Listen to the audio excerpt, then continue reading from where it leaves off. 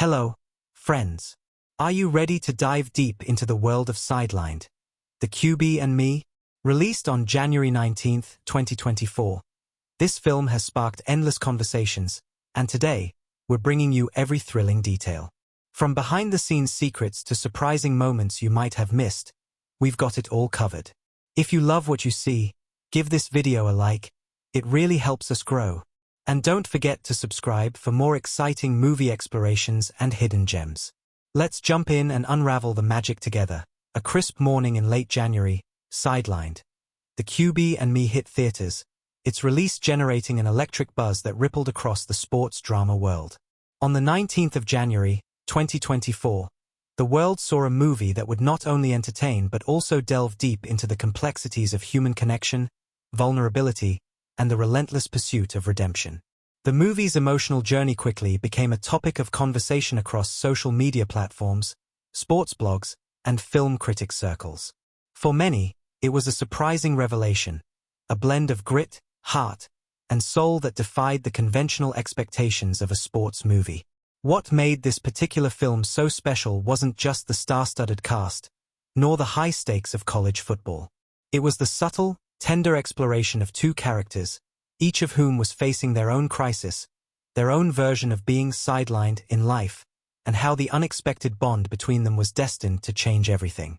As the camera pans across a bustling college campus, the audience is introduced to Emma Bennett, a young, passionate sports therapist with dreams of becoming one of the top names in her field.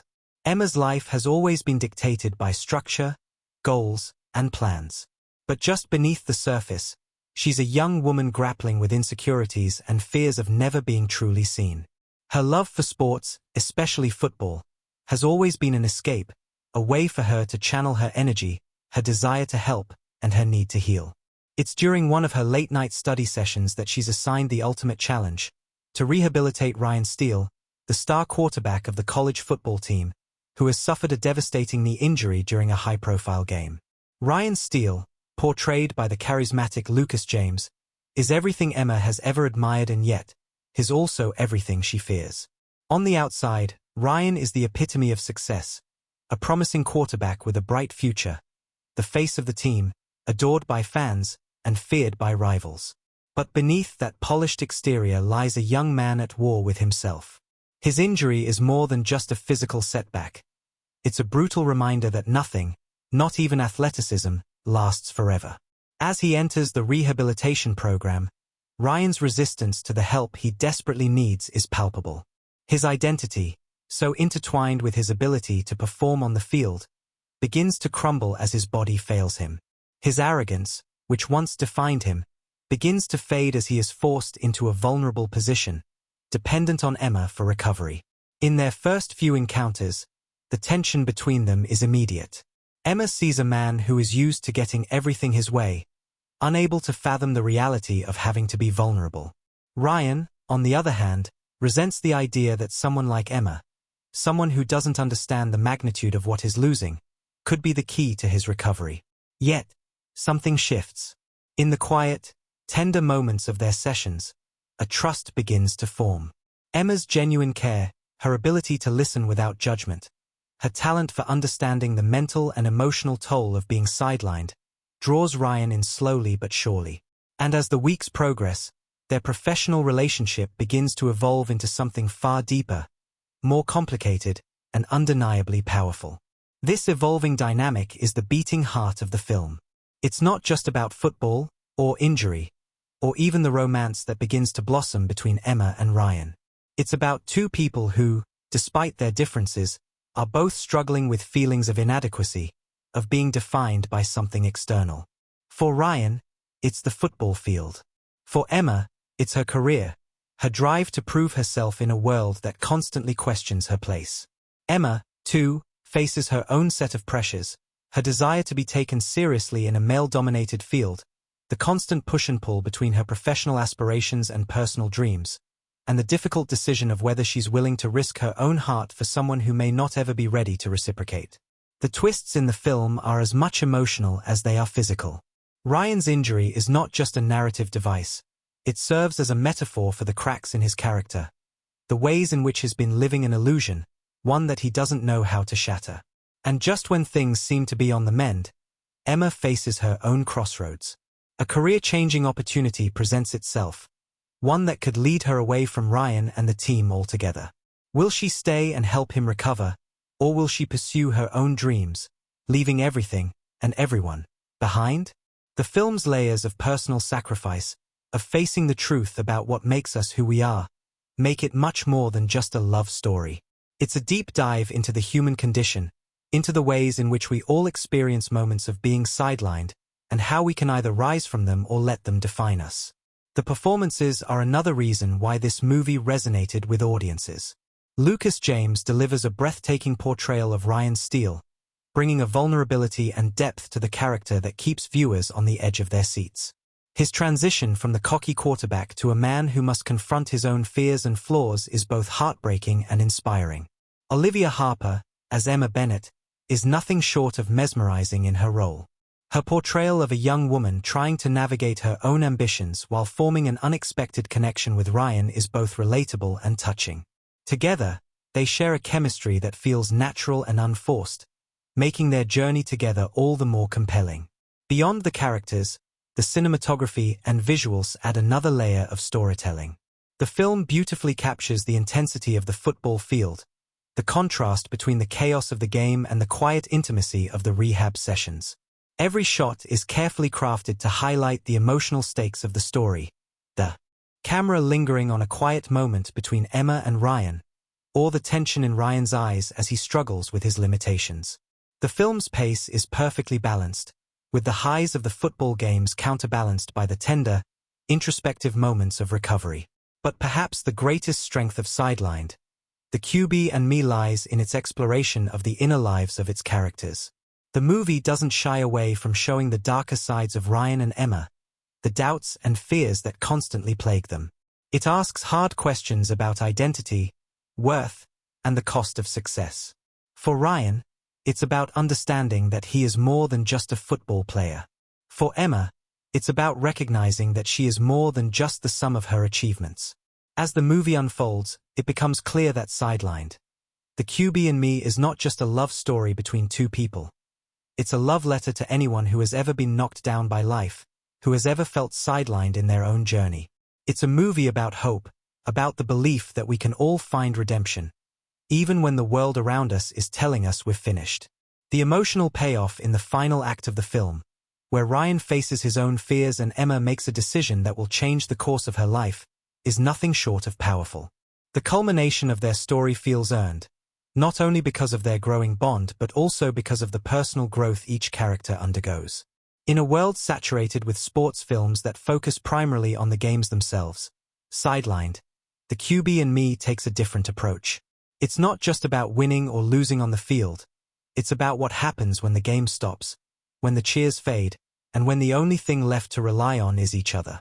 This movie taps into something universal, the need for human connection, for healing, and for understanding that sometimes, the most important victories aren't the ones we score in public, but the ones we win within ourselves. For anyone who's ever felt like they're standing on the sidelines of life, watching others move forward while they seem to be stuck in place, this film offers a powerful reminder that the game is never truly over. The morning sunlight filtered through the windows of the campus gym, casting long shadows across the polished floor as Emma Bennett stepped inside. A quiet hum of activity filled the space, students in the midst of their own fitness routines, athletes stretching, preparing for the day ahead. Emma, however, wasn't here for herself. She was on a mission, her every step guided by a singular purpose: to prepare for her next big challenge. She had been working hard, earning the trust of her professors and coaches, slowly establishing herself as one of the best young sports therapists in the program. But today was different. Today, her world would collide with Ryan Steele, the star quarterback of the college football team, in a way that would change both their lives forever. Ryan's injury had been the talk of the campus. The injury to his knee during a high-stakes game just days ago had sent shockwaves through the school. To many, Ryan wasn't just the quarterback. He was the embodiment of the school's pride, the symbol of its ambition. His on-field performance was legendary, his name regularly echoed in the chants of fans, and his number adorned posters across the campus. When news broke that he was injured, it felt as though the very pulse of the team had been cut short. But for Emma, who had been assigned to his rehabilitation, Ryan Steele was more than just a name. He was a challenge, a difficult, frustrating, but necessary one. The moment she saw him in person, it hit her like a wave. Ryan Steele wasn't just an athlete. He was a man struggling to reconcile the pressure of his fame with the reality of his vulnerability. There he was, standing at the center of the gym with a crutch under his arm, his posture stiff but proud, his jaw clenched with defiance. His once confident swagger had been replaced by the kind of guarded energy that only comes when someone has just been forced to confront their worst fear. The idea that their body could fail them, that their identity could be ripped away. As Emma walked toward him, her heart raced. Her job was clear: to help him recover, guide him through the physical and emotional turmoil that came with such a devastating injury. But she knew that in the world of competitive sports, the road to recovery wasn't just about healing muscles. It was about healing the ego, the confidence, and the sense of self that athletes like Ryan clung to so tightly.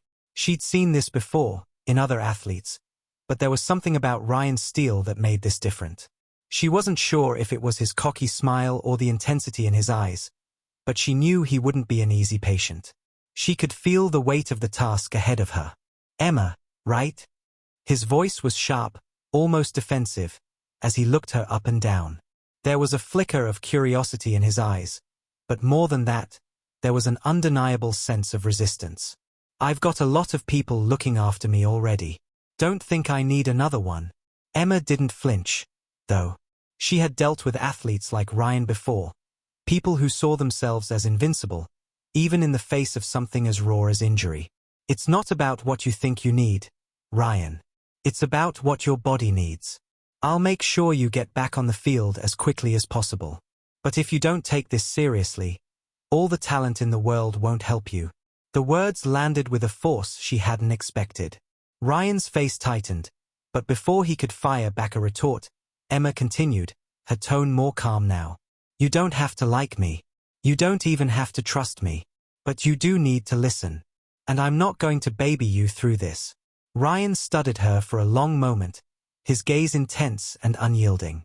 Then, with a huff, he muttered, "Fine. But I'm not here to make friends." Emma met his gaze, unwavering. "Me neither." From that moment, the tone of their sessions was set. It wasn't going to be easy, not by any stretch. Ryan's resistance to her guidance was palpable. Every time they worked together, there was a battle of wills, him pushing back against the pain of his injury, her pushing him to face it, to confront the harsh reality that his world had irrevocably shifted. What made it even more difficult was the weight of Ryan's celebrity. Everywhere he went, there were eyes on him, whispers in the hallways, fans who looked at him like a fallen hero, a shadow of the man he once was. For Ryan, every step of this recovery was a humiliation, a painful reminder that he was no longer the invincible player everyone expected him to be. And Emma, though sympathetic, wasn't there to coddle him.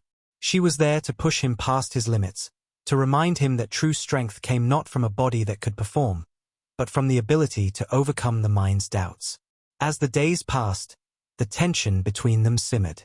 There were moments where their chemistry crackled, moments when Ryan would say something that pushed Emma's buttons, and she'd snap back, her sarcasm sharper than usual. But there were also moments, rare, fleeting moments, when Ryan would drop his guard, and Emma would catch a glimpse of the man beneath the bravado. She'd see him sitting in the corner, sweat beading on his forehead, his face twisted in frustration as he struggled to stretch his leg after another set of exercises. It was in those moments, when he was stripped of his usual bravado, that Emma saw the real Ryan, a man who was terrified, who didn't know how to navigate this new world he'd found himself in. One afternoon, after another grueling therapy session, Ryan looked at her with a glint of irritation. "You're making me do all this crap for nothing. What if I don't get back to the field? What if I can't play again? What then?" Emma's gaze softened, but she didn't flinch. She'd seen this before, the self-doubt that athletes carried like a second skin, the fear of not being enough. "Then we figure out what comes next. You're more than just a quarterback, Ryan. But you won't know what that is until you stop defining yourself by the game." There was a long silence. Then, Ryan let out a sigh, shaking his head. Easy for you to say. You've got everything figured out. Emma smiled faintly, but there was something in her expression that Ryan didn't fully understand. You think that just because I'm a therapist, I've got it all together? Trust me, I don't. But I'm still here, and I'm going to help you get through this. But only if you want it. Ryan didn't respond at first, but the look in his eyes spoke volumes. He wasn't used to being so vulnerable, so exposed, and it irritated him. But somewhere deep down, he knew that Emma wasn't just another person trying to tell him what to do. She was someone who understood, who had seen this side of sports before. It was a moment of truth, though Ryan wouldn't admit it just yet. As their sessions continued, Ryan's attitude began to shift, albeit slowly. His resistance was still there, but something in Emma's persistence was starting to break through. At the same time, Emma. But just as the fragile trust between them was beginning to solidify, an unexpected twist shattered everything. Late one evening, after a particularly intense therapy session, Ryan received a call. The voice on the other end was urgent, insistent. Ryan, you need to come to the coach's office. Now. Emma, who had been finishing up her notes at the desk, looked up to find Ryan already halfway out the door, his crutch tapping sharply against the floor. Ryan, wait, what's going on? She called out, her voice tinged with concern. Ryan hesitated, glancing back over his shoulder. His expression was hard to read, a mix of uncertainty and something darker, something more urgent. It's about my future, he said, his voice low, almost strained. And with that, he was gone. The call had been from Coach Derek Thompson, and it was bad news. A decision was made. Ryan's recovery was progressing, but not fast enough. The coach was under pressure from the school's administration, from fans, and from the team. The season was nearing its end, and Ryan, despite his progress, wasn't ready to take the field in the upcoming crucial game. Jackson Rivers, Ryan's closest friend and backup quarterback, would be starting in his place. The decision felt like a knife to Ryan's gut. He had worked so hard, had pushed his body to its absolute limits, only to be told that it wasn't enough. The news didn't just affect Ryan physically, it cut him deeply emotionally. He had never been sidelined before, never been told he wasn't good enough, that he didn't measure up. The thought of seeing Jackson take his place, his spot on the field, made his blood boil. But more than that, it made him question everything. All the months of effort, the long nights of grueling rehab, had it all been for nothing? Was he really just a shadow of the athlete he used to be? That night, Ryan came to Emma with a look in his eyes that was unfamiliar, something raw and unguarded. I'm done, he muttered, sitting on the edge of the treatment table, his head hanging low. They don't want me back. Not like this. Emma didn't know what to say at first. She had always known that his identity was tied to his ability to play football, but seeing him so broken, so lost, was something she hadn't prepared for. Ryan, she began softly, her voice steady, you can't just give up. You've come this far. Don't let one setback define everything you've worked for. He looked up at her then, his eyes shadowed with doubt. You don't get it. This isn't just about the game, Emma. This is everything. Without football, I'm nobody. Emma's heart twisted at the pain in his voice. She could see now, more clearly than ever, how much his career had defined him. It wasn't just about playing. It was about being seen, being important. Ryan Steele had always been the golden boy. And now, that was being ripped away from him. I know you feel that way, Emma said, moving closer, her voice soft but firm. But it's not true.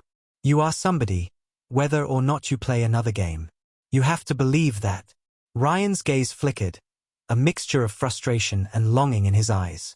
For a moment, it seemed as though he might say something else.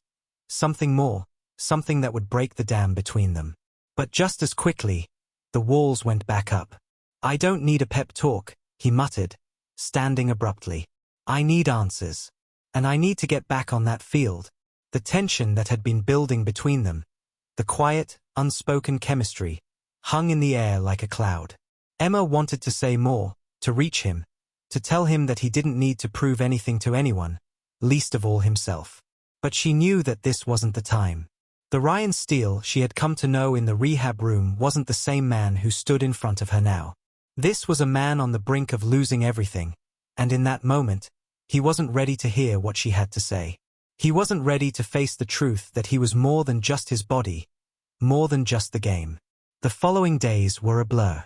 Ryan withdrew from their sessions, spending hours with his coach, his teammates, and ultimately pushing himself beyond the limits Emma had set for his recovery. He refused to listen to her warnings, desperate to prove to the world that he was still the star quarterback. The tension reached a boiling point when, just days before the game, Ryan suffered a secondary injury, this time to his shoulder. It wasn't a serious injury, but it was enough to make it clear. His body was failing him, and he was refusing to accept it. In the wake of the setback, Ryan finally broke.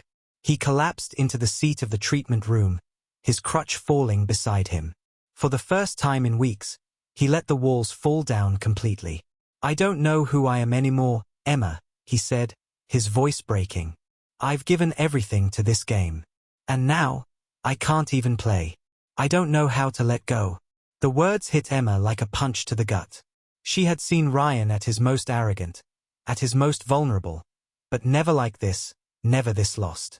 She took a step forward, her hand resting gently on his shoulder, her voice barely a whisper. "You don't have to let go, Ryan. But you have to accept that there's more to you than just football. You are more than that." Ryan looked up at her then, his eyes swimming with emotions he hadn't been able to express before. "And what if I don't know what that is? What if I can't find it?" Emma's heart ached. She didn't have the answers, but she knew one thing for sure. Ryan had to find them for himself. She couldn't carry him through this. Not anymore. But she could walk beside him. And so, after weeks of fighting, of tension, of anger and doubt, Ryan made a choice. He chose to take a step back from the game, to focus on his health, on finding his footing in a life that didn't depend on being a football star. It was a painful decision, and one that didn't come easily, but it was the first step in a journey toward healing. The final game of the season came and went without Ryan on the field, and though his team lost, it was a turning point for him. Emma, for her part, decided to take a risk of her own, accepting an offer to work with a professional team, a step that would take her away from the college campus, away from Ryan.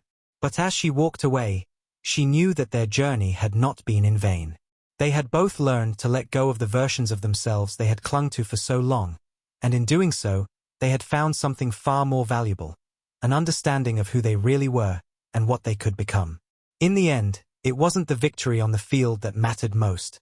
It was the quiet victories they had won in the spaces between the words, the moments of truth they had discovered in each other's eyes. Ryan was no longer the quarterback who needed to win to feel whole. And Emma was no longer the therapist who needed to prove herself. They were, at last, free to be themselves. Emma Bennett had always known that being a sports therapist wasn't just about physical recovery. It was about understanding the heart of the person sitting across from you, listening not only to the complaints of a strained muscle or a pulled ligament but to the deeper, quieter struggles they carried. When Emma first met Ryan Steele, the college football star, she saw the cocky swagger of someone who had never known defeat. His arrogance wasn't just a personality trait. It was a shield, built from years of being told he was invincible. And in that invincibility, Emma could sense the cracks. Hidden beneath the polished exterior was a young man terrified of losing everything. As she worked with him, Emma found herself drawn not just to his impressive physicality but to the vulnerability he kept so tightly under wraps. Ryan was a puzzle, a riddle she wasn't sure she could solve, but that didn't stop her from trying. In the beginning, Emma's primary motivation was simple: to help Ryan recover physically so he could return to the field. She was a professional, dedicated to her craft. But the longer she spent in his world, the more she began to question her own motivations. Ryan's injury wasn't just a physical setback.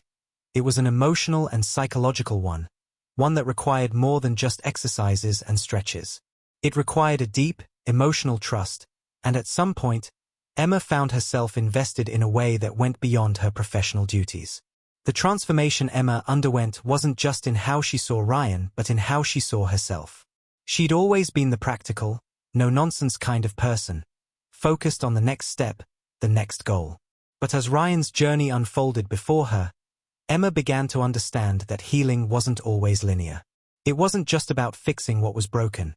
Sometimes, it was about letting things unravel, allowing the raw emotions to spill out so that something new could emerge.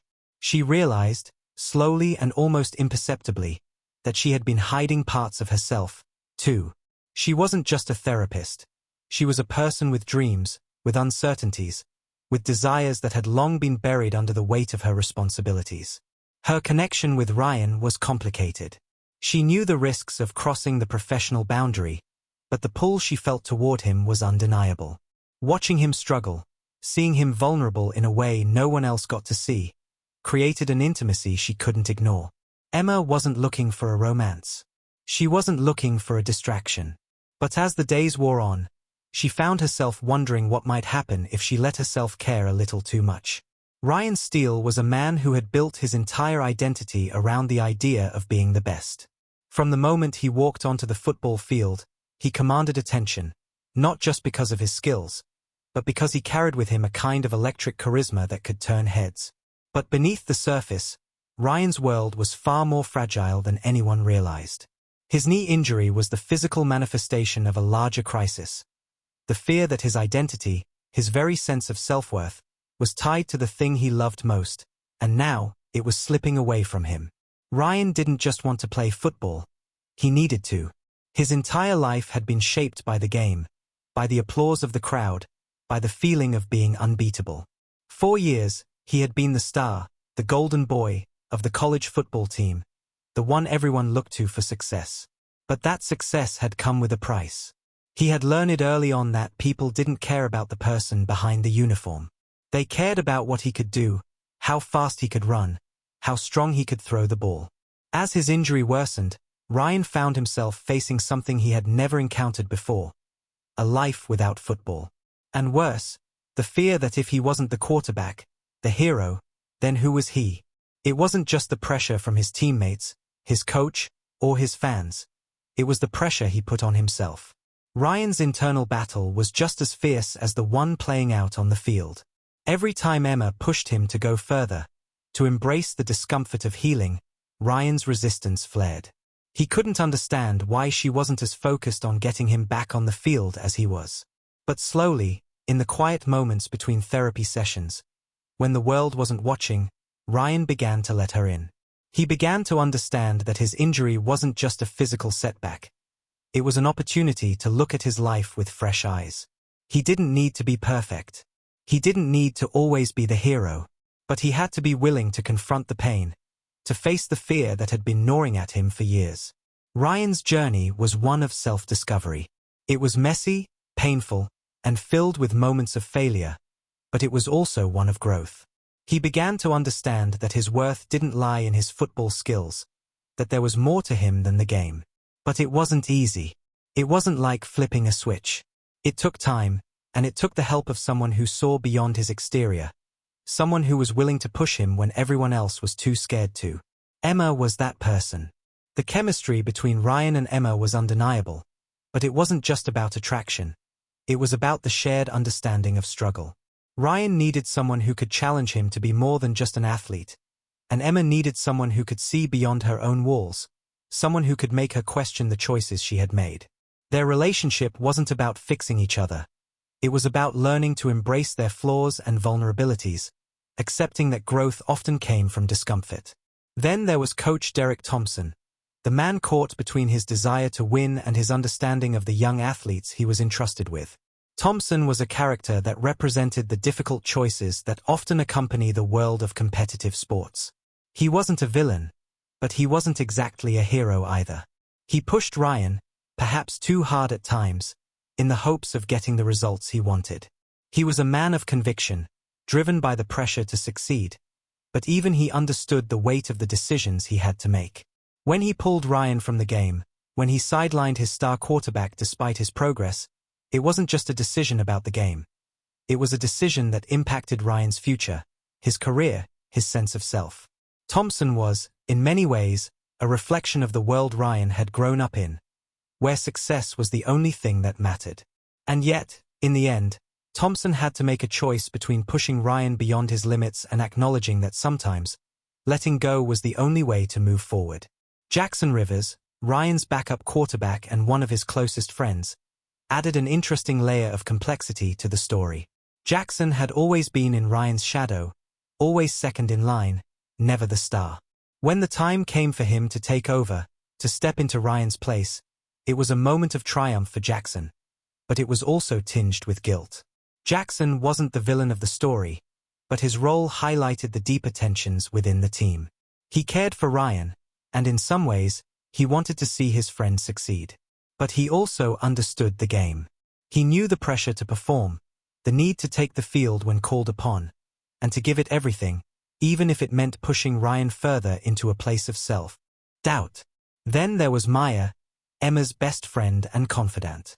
Maya provided the emotional grounding Emma needed.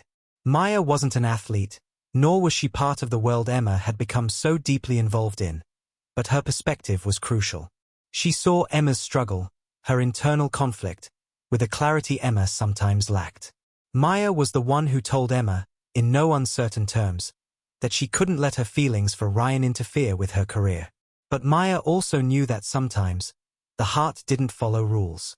She was a friend who asked the tough questions and offered the tough love Emma needed, reminding her that her own dreams were just as important as Ryan's recovery. Each of these characters contributed in their own way to the story's larger themes of identity, healing, and self-discovery. They were the support system, the challenges, and the catalysts that pushed Ryan and Emma toward growth. But at the heart of it all were two people, Emma and Ryan, learning to navigate the intersection of their dreams, their fears, and their evolving connection. Their story was one of pain and triumph, of boundaries pushed and identities reshaped. And in the end, it was about the journey, not just to recovery, but to understanding who they really were when the world wasn't watching. As the credits rolled on Sidelined, the QB and me, the viewer was left with an intense sense of both satisfaction and intrigue. While the story's primary arcs had been brought to a compelling conclusion, there was more lurking just beneath the surface for those with a sharp eye. The movie was not just a straightforward sports drama or a romance. It was layered with subtle nods, references, and hidden gems that elevated it into a unique cinematic experience. Some of these details were small, fleeting moments that might have passed unnoticed by casual viewers, while others were deliberate Easter eggs designed to reward those who were paying close attention. From the very first scene, there were hints of something greater than the immediate narrative. The opening shot of Ryan Steele, alone in a darkened locker room, staring at his reflection in the mirror, felt loaded with significance. Not only did it set the tone for his internal conflict, his self-worth tied directly to his athletic identity, but it also mirrored an iconic scene from the 2004 sports drama Friday Night Lights, a film about a football star whose life revolves around the game. Ryan's moment in front of the mirror was a quiet homage to that film, a subtle reference to the timeless struggle between individual identity and the pressure to perform. The filmmakers used this to underscore Ryan's initial sense of being lost, disconnected from his true self. But as the narrative unfolded, viewers began to notice more intricate layers woven into the fabric of the story. One of the most powerful motifs throughout the film was the symbolism of the fractured mirror, seen repeatedly during key moments of Ryan's journey. The reflection that Ryan first observes at the beginning of the film, distorted and incomplete, becomes clearer over time as he works through his physical and emotional recovery. The symbolism was deliberate. The cracks in the mirror represented his fractured sense of self, while the gradual clarity in his reflection mirrored his journey toward healing. This use of the mirror, subtly evolving as Ryan did, was a perfect example of how the filmmakers used visuals to enhance the narrative. In the rehab room, Emma often placed Ryan's hand on various props or equipment during their sessions, each item deliberately chosen to evoke certain emotions. The treadmill, for instance, which Ryan initially viewed as an obstacle, became a recurring visual metaphor for progress. Early in the film, Ryan approaches the treadmill with hesitation, as though the very act of walking on it represents a monumental challenge. But later, when he is able to run again, the treadmill transforms into a symbol of his renewed strength and determination. This shift from apprehension to empowerment encapsulated Ryan's emotional arc, illustrating how much he had grown since the beginning of the film. It wasn't just about rebuilding his body, it was about rebuilding his sense of self. Then there was the recurring motif of the broken chain, subtly woven into the background of several key scenes. In one particularly telling moment, Ryan is seen wearing a chain necklace that, unbeknownst to him, is slightly broken. At first glance, it's an insignificant detail, just another accessory, part of his image as the cocky quarterback. But as his personal struggles unfold, the broken chain serves as a quiet metaphor for the fragmentation of his identity. In the final moments of the movie, after he decides to step away from football, he's shown in a quiet moment of reflection, absent-mindedly playing with the chain. In this moment, he reaches up to fix it, symbolizing his decision to repair the parts of himself that had been broken and fractured over the course of the film. The chain was more than just a piece of jewelry. It represented Ryan's internal struggle to reconnect the fragmented parts of his life and embrace a future outside of football. Of course, the relationship between Emma and Ryan, central to the narrative, also had its own symbolic elements, particularly in the way the two characters used physical touch as a way of communicating what words could not. Early in the film, Emma's touch is clinical, professional, nothing more than part of her job.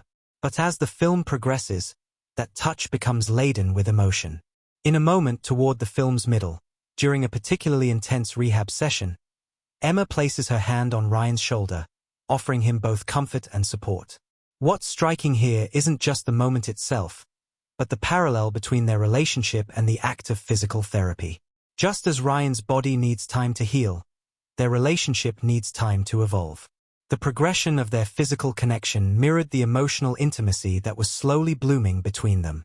Another subtle detail that stands out is the small but significant nod to the movie The Pursuit of Happiness, a film about an individual's struggle to rebuild his life in the face of overwhelming odds. In Sidelined, there's a pivotal scene in which Ryan, after his initial setback, is seen sitting in his car, his hand gripping the steering wheel tightly. The expression on his face is one of frustration and confusion, and there's a brief, fleeting shot of the car's rearview mirror. This moment mirrors a similar scene in The Pursuit of Happiness, where the protagonist, played by Will Smith, experiences a moment of intense internal conflict while driving. The reference is subtle, but it's clear. Just as the character in The Pursuit of Happiness faces a crossroads in his life, Ryan is similarly standing at the edge of a decision that will shape his future. These moments of reflection, captured visually, tie Ryan's story to a wider narrative of resilience and reinvention, emphasizing that his journey isn't just about recovering from an injury, it's about reclaiming his life. As the story progressed toward its emotional climax, the filmmakers introduced several carefully placed Easter eggs that paid homage to other cultural icons, deepening the layers of meaning in the film.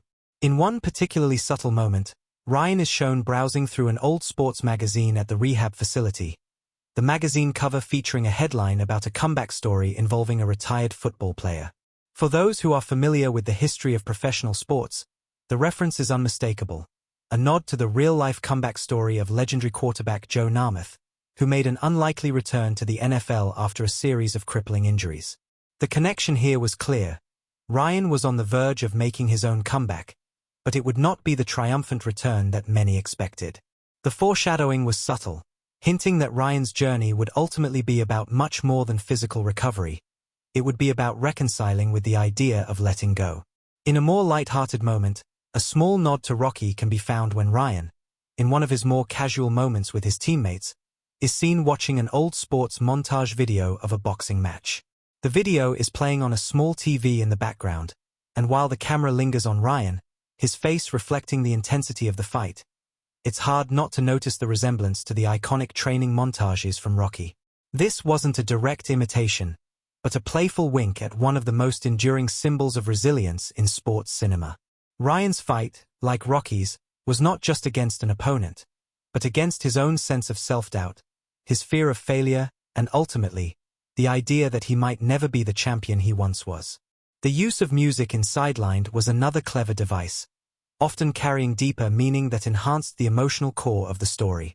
In one key sequence, when Ryan finally confronts his fears in a raw, emotional moment of reckoning, the filmmakers use a cover of a classic song, Don't Stop Believin', by Journey. It's a song often associated with triumph and perseverance, but in this scene, the version is slower, stripped down.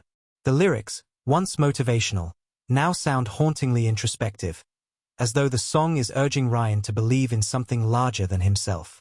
The musical choice wasn't just a reference to a classic rock anthem, but a careful reflection of Ryan's internal shift. The slow rendition of the song suggested that believing didn't have to be about forceful optimism. It could be about accepting the unknown and embracing vulnerability. For those watching closely, the film also dropped small cultural references that connected Ryan's arc to the larger cultural moment.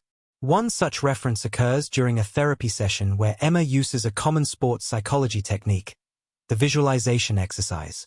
To encourage Ryan to push through his mental blocks, she asks him to close his eyes and picture himself on the field, winning the game. As Ryan imagines this, the brief audio overlay that accompanies his daydream includes the sound of a crowd roaring. But the sound is oddly muffled, almost like a distant memory. This subtle moment connects to the overarching theme of Sidelined, the idea that Ryan's relationship with the game and with his own identity was no longer a loud, public spectacle. It was becoming something more personal, quieter, and more internal. In the final act, as Ryan makes his decision to step away from the game, the film offers a fleeting shot of a basketball hoop in the background, a nod to the broader sports universe. The hoop itself, though never directly referenced in the plot, stood as a metaphor for the possibility of new beginnings, a symbol that Ryan's journey wasn't confined to football. This was about more than one sport. It was about discovering the limitless potential of reinvention.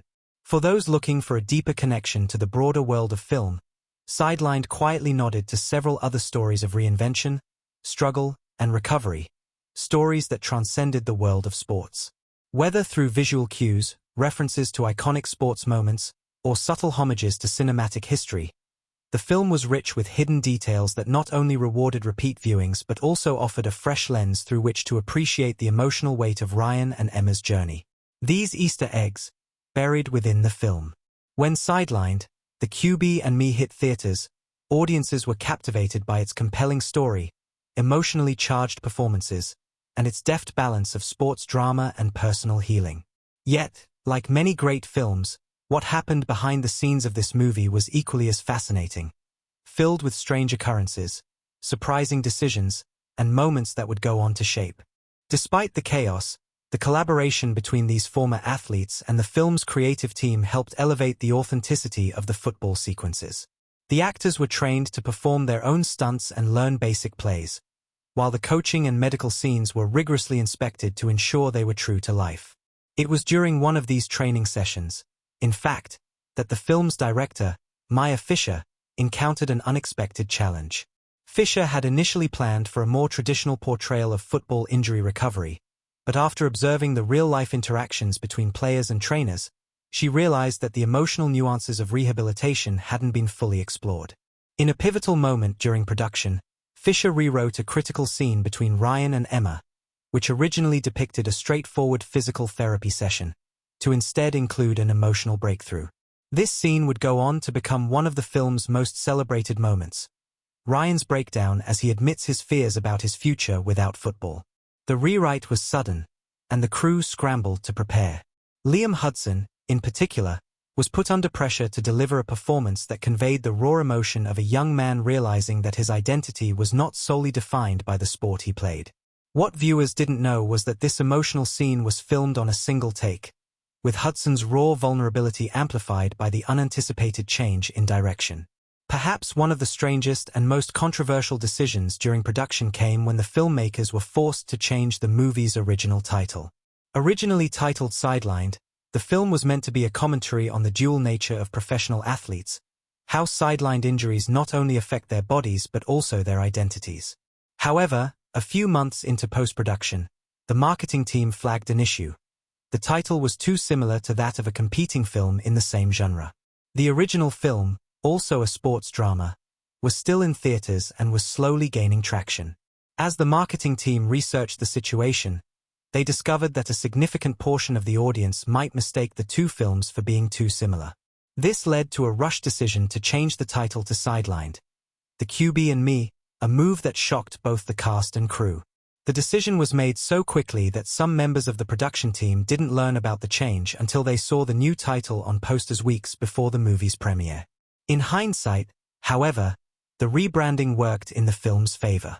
The new title captured both the essence of the story, Ryan Steele's struggles and Emma's growing emotional connection to him, and the focus on football, helping to differentiate it from its competitors.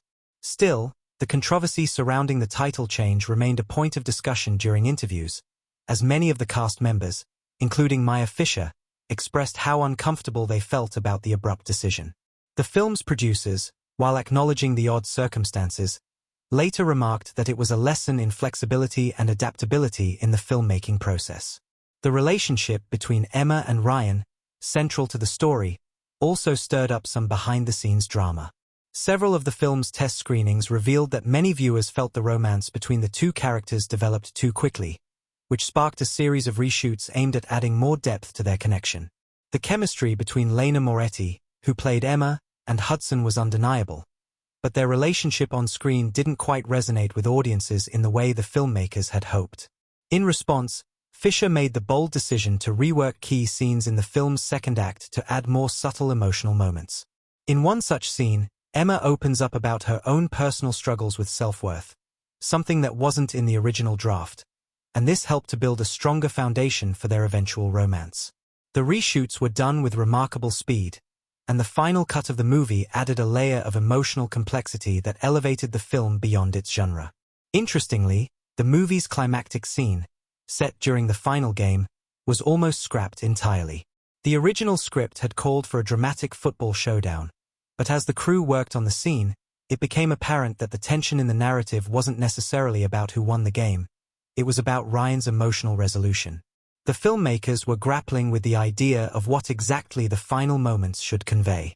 Should it be a triumphant return to the field, or should it focus on Ryan's ultimate choice to leave the game behind? After much deliberation, they ultimately chose to cut the final showdown and replace it with a quieter, more reflective moment in which Ryan chooses to walk away from the game, symbolizing his personal growth. This decision was controversial, with some crew members worried that the film would lose its emotional punch. But as soon as the final cut was shown to test audiences, it was clear that this quieter, more introspective ending was the right one. And yet, not everything went smoothly. One of the strangest occurrences during production involved a mysterious disappearance of several key props from the film's rehab center set. On the second day of shooting, all of the equipment, specifically the physical therapy tools used in scenes involving Emma and Ryan, was missing, with no sign of who had taken it. There were no break-ins, no explanations. Crew members speculated whether it was a prank or some bizarre production hiccup, but after a day of frantic searching, the props were found hidden in plain sight in the hospital's staff room. No one ever fully explained the situation, and the mystery was chalked up to the strange and unpredictable nature of filmmaking. In the end, Sidelined, The QB and Me became a cinematic triumph, not just for its compelling story and stellar performances, but also for the strange, sometimes bizarre occurrences that surrounded its creation.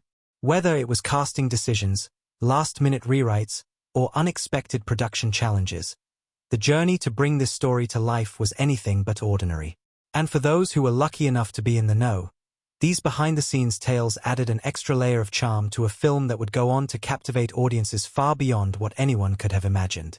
Sidelined, The QB and Me strikes a delicate balance between the gritty world of sports and the emotional depth of personal growth, and it's in certain key scenes where this balance truly comes to life, offering layers of complexity that resonate far beyond the screen. Through these pivotal moments, the film delves into universal themes of identity, loss, vulnerability, and self-discovery. What makes these scenes so potent is not just their emotional weight, but the way they engage with the viewer's own experiences, pushing them to reflect on their personal relationships, dreams, and fears. These scenes shape the narrative's emotional core, transforming it into a journey not just of physical recovery, but of emotional redemption. One of the most critical moments in the film happens early on when Ryan Steele, the once promising quarterback, suffers his career-threatening injury during a critical game. The sequence itself is shot with a rawness that captures the sheer physicality of football, the bone-crushing tackles, the intensity of the crowd, the way every player's body seems to buckle under pressure. But beneath this adrenaline-fueled atmosphere, the camera lingers on Ryan's face as he lies motionless on the field, the disbelief in his eyes almost palpable. The injury, in this instance, is not merely a plot device. It's the catalyst for everything that follows. It strips Ryan of the only thing that has ever given him identity, his status as a football star. This moment sets the thematic stage for the rest of the film. Ryan's injury is not just physical. It's an emotional and existential rupture. His world, which had been defined by the bright lights of the stadium, the adrenaline of competition, and the pride of being the QB, begins to crumble. The film's use of the injury as a device for self-exploration is a brilliant commentary on how athletes, particularly those at the peak of their careers, often find themselves trapped in an identity that is inherently fragile. The filmmakers avoid the typical narrative of physical recovery as the sole focus. Instead, they delve deeper into the mental anguish that accompanies this kind of loss. For Ryan, this is not just an injury to recover from. It's a reminder that his worth is tied to something he can no longer control. The introduction of Emma, the physical therapist assigned to Ryan's recovery, adds a layer of complexity to this emotional journey. At first, her role is clinical and detached, but her character gradually evolves into something more nuanced as she begins to understand the depth of Ryan's emotional and psychological battle. One of the more powerful moments in the film occurs when Emma pushes Ryan to confront the psychological scars of his injury. In a pivotal therapy scene, she asks Ryan to describe not just the physical pain, but the mental toll of losing everything he had worked for. The film's brilliance lies in how it contrasts physical recovery with emotional recovery. The imagery in this scene, the sterile white of the rehab room, the monotony of exercise routines, and the struggle to regain basic motor functions, serves as a powerful metaphor for the more intangible aspects of healing. In this moment, Emma's professional role begins to dissolve into something more personal. She becomes not just his therapist, but a mirror reflecting his struggles, his insecurities, and his deepest fears. This scene has an impact on the emotional resonance of the film because it draws the audience into Ryan's psyche. We feel the weight of his loss not through grand gestures, but through the quiet, almost imperceptible way he reveals his vulnerabilities. It's here that the film begins to make a significant shift from a straightforward sports drama to something much more introspective and human. Emma's presence in the film does not just represent healing, but also acts as a foil to Ryan's emotional armor. Where he once saw vulnerability as a weakness, he begins to understand, through their interactions, that it is actually a pathway to true strength.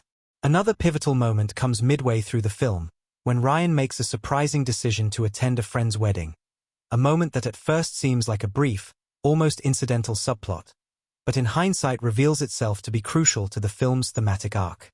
The wedding, an event filled with joy and celebration, serves as a stark contrast to the somber world Ryan inhabits.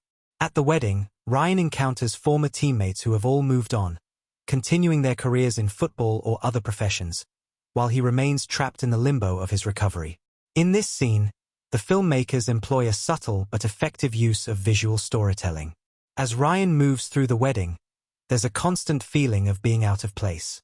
The bright, celebratory colors of the event clash with the muted tones of Ryan's personal world. He's dressed in a suit, a symbol of a life he feels disconnected from, and yet the camera often frames him in isolated shots, emphasizing his sense of detachment from the joy around him. The film's decision to place this moment within the context of a wedding, an event that represents the idea of commitment and moving forward, underscores the emotional weight of Ryan's internal struggle. He is a man who is stuck, unable to reconcile his past with his present. The people around him seem to have no trouble moving forward, yet Ryan finds himself paralyzed by the fear that he will never regain what he has lost. The scene is a quiet but powerful exploration of the pressure athletes face when their careers are derailed. It's not just about returning to the field, it's about confronting the fact that life is moving on, with or without them. In this moment, Ryan's emotional turmoil is palpable, and the audience is forced to reckon with the fundamental question. What happens when you've given everything to something and it is suddenly taken away? The turning point of the movie, however, arrives in a therapy session that could easily have been overlooked as just another step in Ryan's physical recovery, but instead becomes the film's emotional crescendo. The scene begins innocuously enough, with Emma guiding Ryan through a series of exercises meant to strengthen his injured leg. But as the session progresses, Ryan suddenly snaps, frustrated by his slow progress and overwhelmed by the realization that his life may never return to normal. This outburst, which could have been seen as an outpouring of simple frustration, morphs into a profound breakdown. In the rawest moment of the film, Ryan reveals to Emma that his entire sense of self has been tied to his athletic prowess, and without it, he feels as though he no longer knows who he is. The power of this scene lies not just in the intensity of Ryan's emotions, but in how it mirrors the experience of anyone who has ever faced a major life change. It's a universal moment of self-doubt, of confronting the abyss that opens up when an identity you've built for years is suddenly rendered meaningless. The vulnerability in Liam Hudson's performance here is striking, capturing the complexity of Ryan's emotional turmoil. It's a turning point not just for Ryan, but for the audience, as we realize that the film is not just about his recovery from injury, but his recovery from a life defined by a single pursuit. What makes this moment so impactful is that it isn't just about physical healing, but emotional reconciliation. The scene marks the beginning of Ryan's realization that healing is not just about getting back on the field. It's about accepting the fact that he may never play football again. The acceptance of this truth is not a moment of defeat, but rather of empowerment. It signals a shift in Ryan's character, a moment where he begins to let go of the idea that his worth is defined by external achievements. And in this moment of raw honesty, the relationship between him and Emma reaches its deepest level of intimacy, not because of romantic attraction, but because both characters have, in a sense, healed each other. Emma's role, up until this point, has been to provide Ryan with the tools to heal his body, but it's in this scene that she becomes part of his emotional recovery. This emotional breakthrough allows Ryan to begin to. The production of Sidelined, The QB and Me was as much a journey of technical innovation as it was a test of emotional depth. Behind the camera, an extraordinary combination of artistic vision and technical prowess drove the film forward, allowing the story to leap from the page to the screen with a seamless intensity. As much as the film is defined by its deeply personal narrative and unforgettable performances, it is the intricate and often innovative production choices that elevate the entire experience. From the use of cutting-edge filming techniques to overcoming unexpected hurdles, the making of this film is a testament to the power of collaboration and the commitment to pushing boundaries in both art and technology. One of the most striking aspects of the production was the way the filmmakers chose to capture the high-intensity world of football while maintaining the raw emotional tone that was central to the film. In many sports dramas, the action sequences tend to dominate the screen, with high-octane scenes that aim to thrill and entertain. But Sidelined was different from the start, aiming to use the football scenes not for spectacle but as an extension of Ryan's emotional journey. This was a bold choice that required innovative filming techniques, as the filmmakers understood that the most important moments were not just the big plays on the field, but the emotional shifts that took place in the spaces between them. To capture the physicality of football without overshadowing the emotional undertones of the story, the team employed a mixture of handheld camera work and drone shots. The handheld cameras, often used during pivotal moments of action, gave the sequences a visceral intensity, placing the audience right in the middle of the action. Rather than relying on wide, static shots of the field, the handheld technique followed the players closely, weaving in and out of tackles, throws, and plays. This approach allowed the filmmakers to capture not just the external game but the internal turmoil of the characters, focusing on their facial expressions, body language, and the way they reacted to the chaos around them. The drone shots, meanwhile, were used sparingly but with great effect to elevate the more contemplative moments. At a crucial point in the film, during a training montage where Ryan struggles with his rehabilitation, the drone shots provided a stunning visual metaphor for his isolation. As Ryan works through his exercises, the camera soars above him, circling the empty training field. The vastness of the space contrasted with his small, lone figure on the field, symbolizing both his loneliness in the face of his injury and the psychological distance he feels from the life he once knew. These drone shots, though seemingly simple, added a layer of poignancy to the film, visually reinforcing the idea of Ryan being sidelined, not just physically, but emotionally. But capturing this intensity wasn't without its challenges. Filming on a live football field meant that the production had to contend with unpredictable weather, tight shooting schedules, and the inherent danger of shooting contact sports. Early on, during the first football scene, there was a notable incident involving one of the stunt doubles, which nearly derailed an entire day of filming. The scene was one of the film's most physically demanding, involving a particularly difficult tackle. Despite being an experienced stunt performer, the double misjudged the angle and suffered a minor concussion. It was a tense moment for the entire crew, as safety became the paramount concern, and production had to be halted for several hours while medics attended to the injured stuntman. This incident prompted the filmmakers to rethink their approach to action scenes. They decided to take a more cautious approach, prioritizing the safety of the performers while still conveying the raw emotion and physicality of the sport. From that point on, extra precautions were taken, with a larger focus on using controlled camera angles to simulate the physicality of the sport, rather than putting the actors at risk during high-contact scenes. One of the more unique technical achievements of the production was the film's use of real-time sound design. Rather than relying heavily on the typical sports film score to ramp up the drama, the sound team focused on creating a hyper-realistic auditory experience that immersed the audience in the environment of the football field. The sound design, from the crack of pads hitting to the rhythmic pounding of the players' cleats on the turf, was meticulously crafted to heighten the emotional impact of the scenes. This approach, led by sound designer Aria Ling, was carefully synchronized with the action, and the subtle shifts in sound, like the sudden silence that follows a devastating hit, served as a way to accentuate Ryan's sense of disorientation. In quieter moments, the ambient sounds of nature, the rustling of wind, the chirping of distant birds, were amplified, creating a contrast with the harsh noise of the stadium. This layered approach to sound helped to deepen the emotional experience, as it allowed the audience to feel the weight of Ryan's isolation and his struggle for redemption. While the film's technical achievements in sound and camera work were undoubtedly impressive, some of the most fascinating aspects of the production revolved around the more unconventional aspects of filmmaking. A key example was the decision to shoot several key scenes with minimal artificial lighting. In the scenes that depicted Ryan's rehabilitation, the filmmakers opted for natural lighting, using the existing sunlight to illuminate the hospital or training center scenes. This choice was intentional. It allowed the scenes to feel more organic and less staged. It also worked thematically, symbolizing Ryan's struggle for clarity in an emotionally murky time in his life. The choice to embrace natural light became a metaphor for Ryan's search for truth in his journey of healing. No flashy effects, no filters, just raw, unadulterated reality.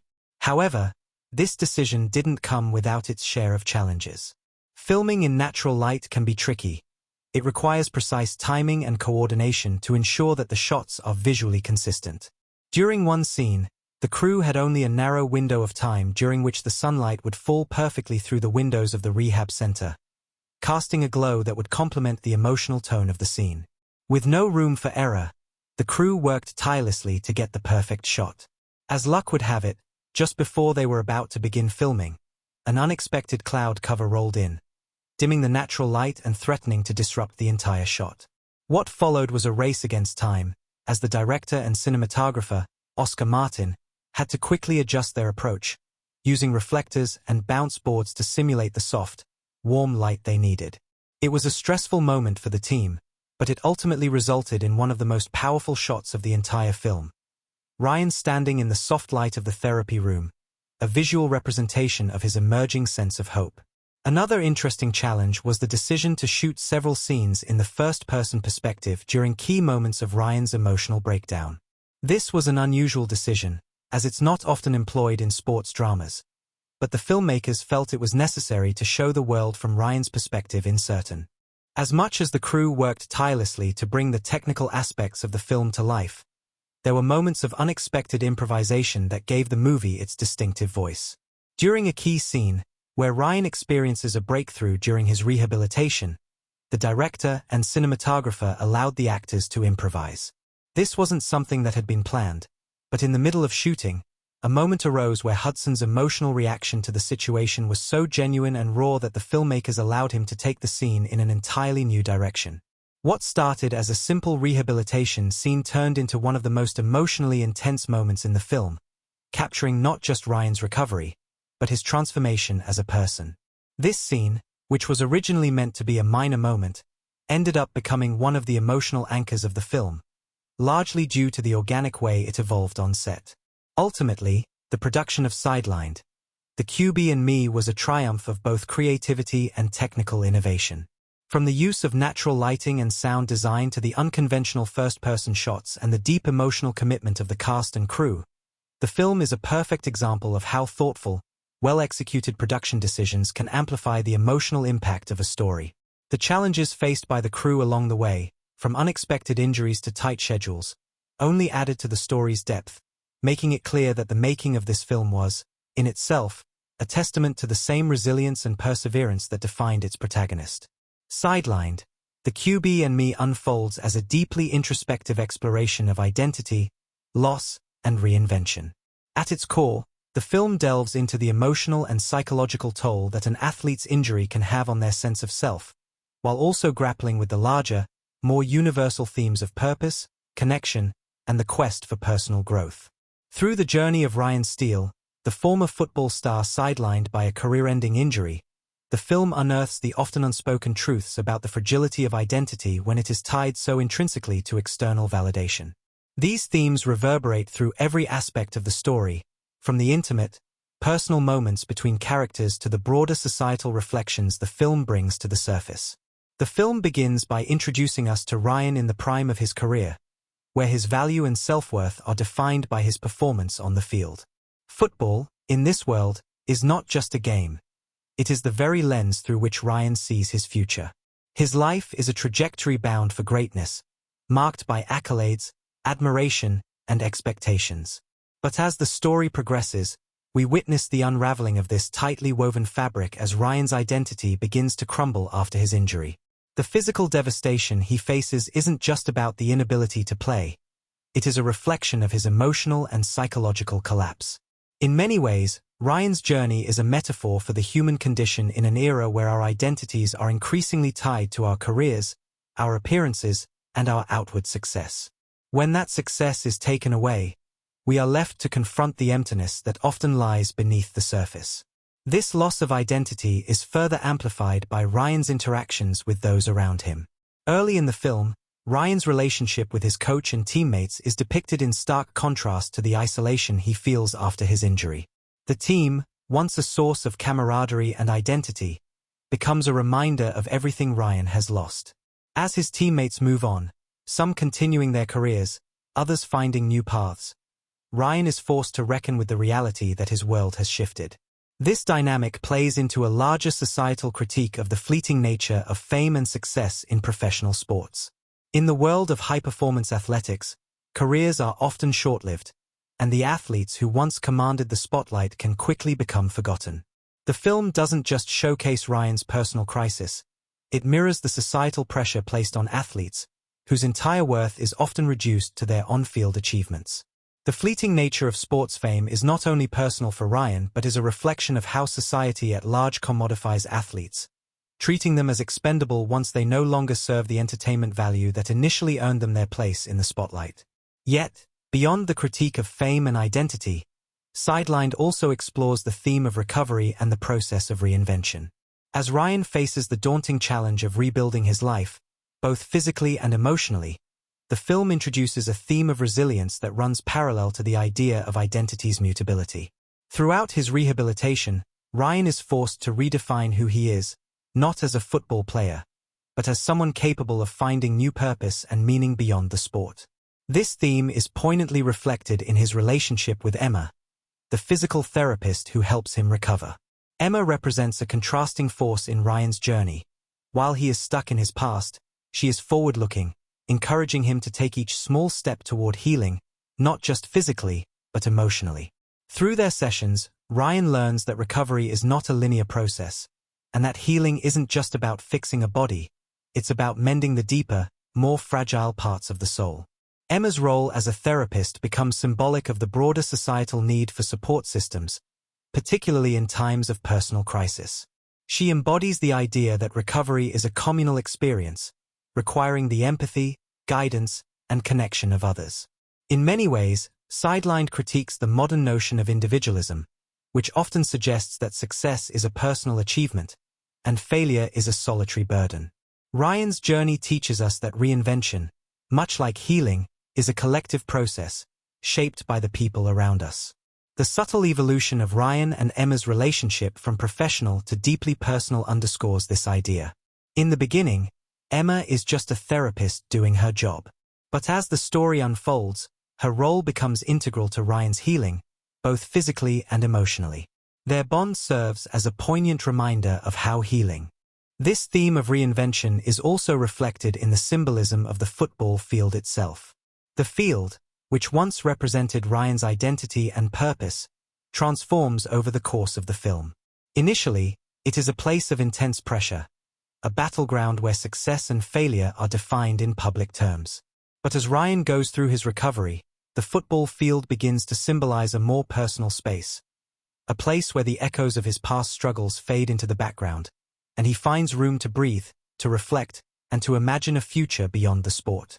The quiet shots of Ryan walking across the empty field, away from the chaos of the game, underscore this shift. The field, once a symbol of his glory, becomes a place of introspection and release, an open space for him to step into his next chapter. Creating a film as emotionally charged and thematically rich as Sidelined, The QB and Me is no small feat. Behind the final cut lies an intricate web of challenges, decisions, and unexpected moments that contributed to making the film the poignant and powerful story it became. As with any great piece of cinema, the road from script to screen was anything but straightforward, filled with both triumphs and tribulations, serendipitous occurrences, and decisions that would shape the very soul of the movie. Looking behind the scenes reveals a world where creativity, collaboration, and countless late-night discussions came together to give birth to the film that would go on to impact so many. One of the most fascinating aspects of the movie's production is how the filmmakers managed to balance the grand, universal themes of recovery, identity, and human resilience with the intimate, raw moments that make up Ryan Steele's personal journey. In the script writing process, the story took shape around the emotional highs and lows of its central character. But the team knew that what would really bring the film to life was not just the dialogue or the plot, but the subtle, quieter moments in between. There was a deliberate decision to make sure that these moments would never feel forced or overtly dramatic, but instead would arise organically from the interactions between the characters. This vision extended to the casting process, where the filmmakers were adamant that they not only needed strong actors but individuals who could embody the essence of their characters without relying too heavily on external trappings. Ethan Walker, cast in the role of Ryan Steele, was known for his striking ability to convey emotional depth, but what many people didn't know was that he had actually been a high school quarterback before pursuing acting. While the production team had initially envisioned casting someone with little to no connection to football in order to avoid cliché, Walker's personal history added an authenticity to his portrayal of Ryan that was simply undeniable. To prepare for the role, Walker spent months training not just on the football field, but also working with a sports psychologist to better understand the mental and emotional toll athletes experience after an injury, particularly when their career comes to an abrupt and dramatic end. Isabella Reed, who portrayed Emma, had her own journey to embark on during preparation. Her role as a supportive figure was pivotal in bringing balance to the story, and the filmmakers made sure that the connection between Emma and Ryan wasn't just romantic, but built on mutual understanding and shared struggles. Reed spent time with counselors who specialize in trauma recovery, speaking to people who had supported loved ones through serious emotional or physical setbacks. The emotional honesty she was able to bring to her performance was a direct result of this research, and it became clear to everyone on set that her ability to empathize with Ryan's experience would play a huge role in making their relationship feel authentic and grounded. But beyond the acting, there were behind-the-scenes moments that would go on to shape the film in unexpected ways. One of the biggest challenges came during the production of the pivotal scene where Ryan first comes to terms with the emotional weight of his career-ending injury. Originally scripted as a simple, silent walk through a hospital corridor, it was during rehearsals that director Nadia Reynolds realized the scene could take on much more significance. As she worked with Walker, she noticed that his body language subtly conveyed layers of grief, shame, and anger without him uttering a word. It was then that Reynolds made the decision to shift the tone of the scene entirely, allowing Walker to improvise, adding more moments of personal reflection and catharsis that hadn't been in the script. That shift became one of the movie's most powerful sequences, a quiet moment of internal reckoning that set the tone for Ryan's emotional journey. The set itself was designed with intimacy in mind, and this decision became an unspoken character of the film. The production team wanted the audience to feel as though they were entering Ryan's world, rather than merely observing it. The set design was minimalist, using muted tones and sparse furnishings to reflect the sense of isolation and uncertainty that Ryan felt during his recovery. Much of the set, including Ryan's apartment, was built in a way that emphasized open, empty spaces, mirroring his emotional state. But there was one unexpected detail that no one anticipated would become so symbolic. A single football jersey, worn by Ryan in his youth, was hung in a shadowed corner of his apartment. Initially, it was meant to be just another prop to fill the space, but as filming progressed, it took on a life of its own. It was meant to symbolize both Ryan's past glory and the burden of his former identity, and it became a touchstone in several key emotional scenes. It wasn't until the film was in post-production that Reynolds noticed how often the camera would linger on that jersey, almost like a lingering ghost of Ryan's former self. In another moment that would shape the final narrative, the film's editor, Lucas Ford, made a decision that would elevate the film's pacing and emotional cadence. The visual style of the film, with its muted colors and subtle lighting, was a direct result of the collaboration between director Nadia Reynolds and cinematographer Sarah Lark. Together, they envisioned a look that was more grounded and naturalistic than most sports dramas, focusing on capturing the emotional truth of each moment rather than using grandiose shots or sweeping landscapes. Lark was particularly known for her work in documentary filmmaking, which allowed her to bring a sense of authenticity to the project. In one of the film's most visually striking moments, during Ryan's final confrontation with his father, Lark used natural light coming through a window to create long, harsh shadows across their faces. This technique heightened the tension of the scene, drawing attention to the unspoken emotional battles between the characters. It wasn't flashy, but the effect was undeniably powerful. Another fascinating aspect of the film's behind-the-scenes process involved its score. Music supervisor Miles Crawford was tasked with finding a balance between the emotive, heartstring-pulling moments and the more upbeat, triumphant aspects of the film. The decision to incorporate several indie and alternative rock tracks into the soundtrack gave the film a distinctly modern, grounded feel. However, the most memorable musical cue came during the final scene of the film, when Ryan takes a pivotal step towards self-reinvention. The song, After the Storm by Aurora, had been suggested by Walker during one of the production meetings, and the team quickly adopted it, feeling that it perfectly encapsulated Ryan's journey. What made it even more special was that the song had a deeply personal connection to Walker's own experiences, making the moment even more authentic. The emotional weight of the song matched the emotional weight of the scene, turning it into an iconic, unforgettable moment. Throughout the production, Easter eggs and subtle references to the world of sports and Ryan's journey were woven into the fabric of the film. One example was the use of a vintage football magazine in the background of several scenes. The magazine featured an iconic cover photo of a quarterback Ryan had once admired, but subtly aged and framed on the walls of his home, an unspoken reminder of the man Ryan used to be and the dreams he had once held. In another instance, the production team included small nods to classic sports films within the set designs. For example, an old football playbook from Ryan's high school days can be seen in a brief moment when Emma is sorting through his things, paying homage to Rocky's iconic use of a boxer's training materials. As the film moved through post-production and into the marketing phase, the filmmakers worked tirelessly to craft a campaign that captured the emotional essence of the story. The decision to emphasize the internal battle Ryan faces rather than the physicality of the sport itself was reflected in the film's promotional material, where the posters focused on close-up shots of Walker's face rather than images of football action. This was a conscious move to set the tone for the audience, signaling that. The film also explores the theme of vulnerability, particularly through Ryan's relationship with Emma. In a culture that prizes toughness and resilience, particularly in sports, Ryan's willingness to show his emotional wounds is portrayed as a source of strength, not weakness.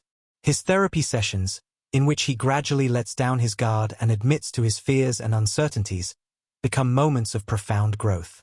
The symbolism of his physical therapy, strengthening his body while simultaneously confronting his emotional fragility, mirrors the journey of growth that so many people must undergo when they face life-altering challenges. The film's portrayal of vulnerability becomes a quiet critique of societal expectations, urging viewers to reconsider the ways in which emotional openness is often viewed as a liability, rather than a vital part of healing. One of the most significant aspects of Sidelined, The QB and Me, is its critique of the notion of success. Success in the world of professional sports is often defined in narrow, quantifiable terms: championships, awards, recognition. But the film subtly challenges this by suggesting that true success lies in self-acceptance, emotional healing, and the ability to find meaning outside of external achievements. Ryan's final decision to walk away from the game, while avoiding the typical comeback story that so often concludes sports dramas, sends a powerful message about the evolving nature of success in a society that often values the external over the internal. It is in this quiet, understated conclusion that the film makes its most profound cultural commentary. Success, in the truest sense, is not defined by what we accomplish for others to see, but by how we come to terms with who we are when no one is looking.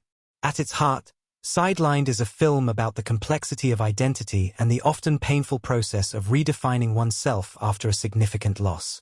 Through its exploration of personal trauma, societal expectations, and emotional healing, the film offers a profound meditation on the human experience.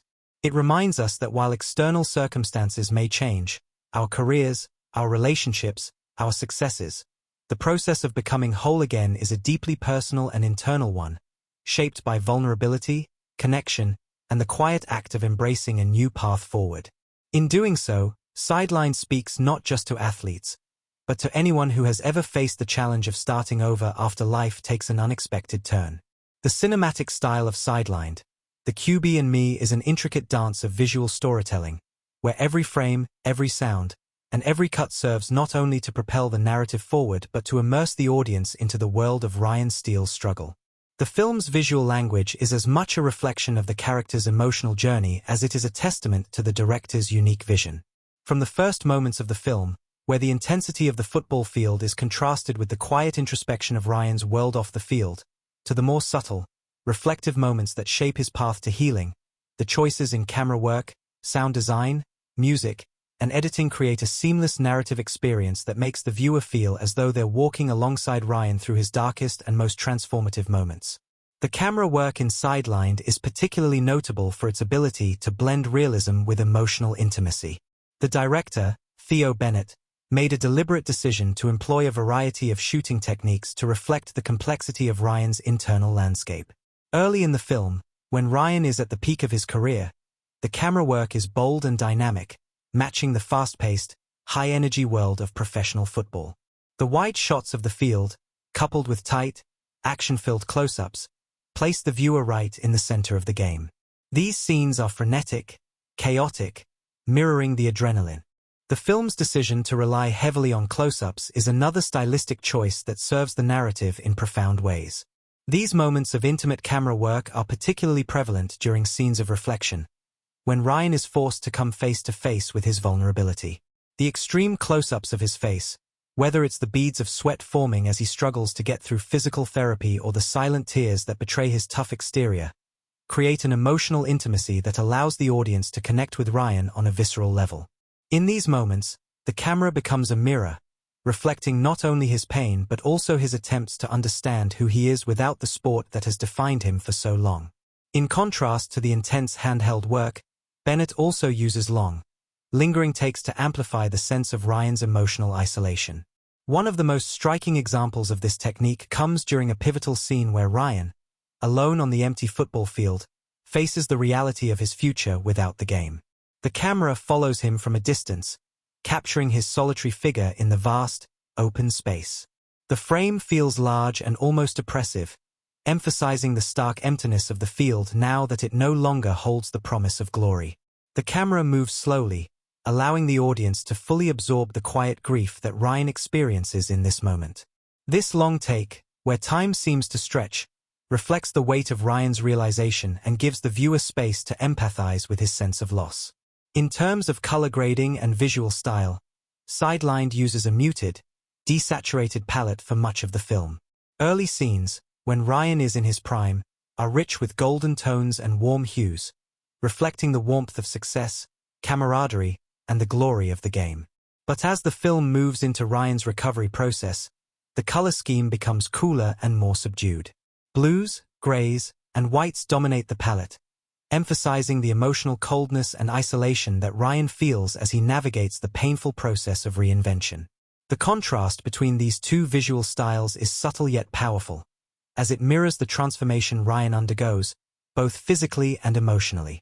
This shift in color reinforces the thematic undercurrent of the film, how identity is so often linked to external achievements and how, when that link is severed, the world can feel colder and more distant. Lighting, too, plays a key role in enhancing the mood of the film. In moments of emotional intensity, the lighting is often low and shadowed, casting long shadows that stretch across Ryan's face, amplifying his sense of inner conflict. During therapy sessions, the lighting is soft and diffused, casting a gentle glow on Ryan and Emma as they work through his rehabilitation. This soft light highlights the warmth of their growing bond, contrasting sharply with the harshness of the game. The decision to use soft lighting during the more tender moments in the film speaks to the director's desire to highlight the personal journey of healing, as opposed to the public spectacle of the sport. The sound design in Sidelined is just as meticulously crafted as the visual style, playing an equally significant role in immersing the audience into Ryan's world. The film opens with the sound of a football game in full swing, the roar of the crowd, the pounding of feet on the field, the sharp sounds of helmets colliding. These sounds create an immediate sense of energy, excitement, and urgency. But as the narrative transitions from the football field to Ryan's rehabilitation, the sound design undergoes a dramatic shift. The clamor of the crowd fades into the background, replaced by more subdued sounds, footsteps on quiet hospital floors, the steady rhythm of Ryan's breath as he labors through his physical therapy, the faint clicking of medical equipment. The sparse, almost clinical soundscape mirrors the emotional coldness Ryan feels as he moves through a world that no longer recognizes him as the person he once was. Yet, sound is also used in Sidelined to express the theme of internal conflict and emotional turmoil. In the moments when Ryan feels overwhelmed by his circumstances, when he's flooded with memories of the field or lost in the grief of his injury, the sound design intensifies. Low, rumbling tones echo beneath the dialogue, creating a sense of unease. These sound cues are often accompanied by sharp, sudden noises, like the jarring sound of a whistle or the unexpected crash of a football helmet. These auditory jolts serve as a reminder that Ryan is constantly on edge, unsure of where he belongs in this new chapter of his life. The sound becomes a reflection of his psyche, chaotic and unsettling when he is at his lowest point, and gradually becoming more harmonious as he works through his struggles. The film's music plays a crucial role in setting the emotional tone and complementing the visual and auditory experience. The score, composed by Violet Hayes, is subtle but powerful, using minimalist piano motifs and orchestral swells to mirror the emotional arcs of the characters.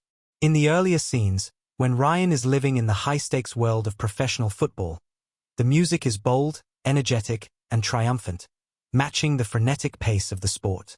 The score echoes the exhilarating highs of victory, but as Ryan faces his injury, the music transitions into more introspective, melancholic themes. The piano, slow, somber, almost hesitant, creates an atmosphere of contemplation, reflecting Ryan's internal conflict and growing realization that he must find a new identity. The quiet, almost fragile piano motifs that play during Ryan's therapy scenes underscore the delicate nature of his emotional recovery, while the subtle swelling of strings hints at the slow, yet hopeful, process of healing. In one particularly moving scene, when Ryan faces his greatest emotional breakdown, the music crescendos into a heartbreaking arrangement. The swelling strings mirror the intensity of Ryan's grief and loss, while the piano plays a solitary, reflective tune, symbolizing his search for self amidst the chaos. The music, combined with the close-up shots of Ryan's face as he lets his guard down, creates an emotional crescendo that builds to an overwhelming sense of release. It is a moment where all the elements of the film, sound, visuals, performance, come together in a symbiotic unity to capture the essence of Ryan's emotional breakthrough. The editing in Sidelined is another key element that amplifies the film's emotional weight. The pacing of the narrative is deliberate, allowing moments of tension to breathe before the release. In the early part of the film, as Ryan's career unfolds, the cuts are quick, often reflecting the fast-paced nature of football itself. But as Ryan's world slows down after his injury, the pacing becomes more measured. The scenes lengthen, allowing for moments of silence and reflection. This slower pace gives the audience time to fully absorb Ryan's emotional state, drawing them deeper into his journey of self-discovery.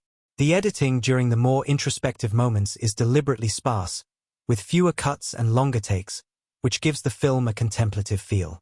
These moments are juxtaposed with the brief, almost jarring cuts during moments of crisis, such as when Ryan has flashbacks to the moment of his injury or during emotional confrontations with those closest to him. These sharp transitions mirror the chaos within Ryan's mind, while the longer, lingering shots allow the audience to feel the weight of his transformation. Bennett's stylistic choices, from the subtle changes in color grading to the thoughtful use of sound and music, all. The success of Sidelined, The QB and Me is undeniably rooted in the remarkable chemistry between its cast members. The film, at its heart, is an emotional journey of growth, vulnerability, and the search for new purpose. To truly bring these themes to life, the relationship between Ryan Steele, played by Ethan Walker, and Emma, portrayed by Isabella Reed, needed to transcend the typical actor dynamics. What audiences didn't see in the final cut was the intense dedication and connection between these two actors, which became the backbone of the film's emotional depth. From the first day on set, it was clear that the relationship between Ethan and Isabella wasn't just one of professional collaboration. It was a true partnership. In interviews, both actors expressed the trust and respect they had for each other, which was forged through months of preparation. Ethan, whose background was in physical acting and who had never been known for his emotional depth, found a mentor in Isabella. Isabella, with her reputation for playing deeply layered characters, was able to push Ethan beyond his comfort zone, encouraging him to explore the more vulnerable aspects of Ryan's journey. Their connection wasn't just on screen. It permeated every rehearsal, every scene, creating an organic bond that could be felt throughout the film. One behind-the-scenes story that stuck with the cast and crew alike was during a pivotal scene when Ryan, exhausted from his rehabilitation, finally opens up to Emma. The intensity of the moment was raw, and both Ethan and Isabella were so deeply immersed in their characters that it took several takes to get it right. One particular take stood out. As Ethan broke down, not as Ryan the quarterback, but as a man who had lost everything, Isabella remained perfectly still, allowing Ethan to completely unravel. After the director called cut, both actors remained in their positions, tears still on their faces, as they silently communicated the gravity of the moment. It was only after several minutes that they embraced, their emotions lingering as if they were carrying a piece of each other's soul. This raw moment of connection was not planned, nor was it scripted. It was a beautiful, unscripted instance of the actors becoming the characters they were meant to be, and it brought an authenticity to the scene that no amount of direction or rehearsal could have manufactured. The energy between the two on set was so palpable that the director, Theo Bennett, often found himself adjusting scenes to capture their natural flow. There were moments when the dialogue would be minimal, but the unsaid words between Ryan and Emma felt just as important as what was spoken. The director described these moments as some of the most challenging and rewarding parts of the shoot. He had to find a balance between capturing the raw chemistry between Ethan and Isabella and keeping the pacing intact. Sometimes, it wasn't about the words. They had already said so much with their eyes, Bennett commented during an interview after the film's release. This seamless blending of subtlety with raw emotion became a hallmark of the film's storytelling, and it is a testament to how the actors elevated each other's performances. But it wasn't just Ethan and Isabella whose relationships were key to the film's emotional depth. The supporting cast, led by Javier Torres as Coach Miller and Maya Brooks as Ryan's estranged sister, Lily, added layers of complexity to the narrative. Javier, who had a more veteran presence on set, brought a fatherly warmth to his portrayal of Coach Miller, an archetype of the hard-edged mentor who becomes more than just a coach. He becomes a symbol of the past Ryan is desperately trying to hold on to. Behind the scenes, Javier's mentorship wasn't just confined to his character role. He took Ethan under his wing during the rehearsal process, particularly with the more physical aspects of the role. Maya's performance as Ryan's sister, Lily, provided an important emotional anchor. In their scenes together, The dynamic between Ryan and Lily explored the often ignored rift that develops between families when one member becomes consumed by fame. Maya and Ethan developed a playful yet meaningful rapport off-camera, often engaging in deep conversations about sibling relationships, which helped bring their scenes together in a more natural way. Their bond was so authentic that one of the crew members later admitted that, at times, they couldn't tell where the actor ended and the character began. These off-screen relationships translated directly to their on-screen chemistry, enriching their scenes with a warmth and realness that made the film's portrayal of family dynamics all the more compelling. Of course, no film comes to life without a dedicated crew working tirelessly behind the scenes, and Sidelined was no exception. One of the most remarkable aspects of the film's production was the collaborative spirit that permeated the entire process.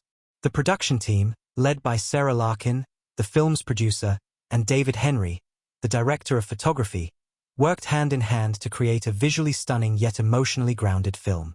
They were often seen in deep discussions, not just about the technical aspects of the shot, but about the emotional beats that needed to be conveyed. Sarah, known for her keen eye for character-driven stories, pushed the crew to embrace unconventional filming techniques, often shooting in ways that allowed the actors to immerse themselves more fully in the scene.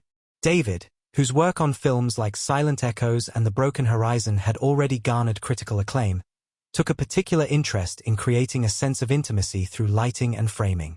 He often chose to shoot scenes in natural light, capturing the nuances of the actors' expressions in real time, without the need for excessive post-production enhancement.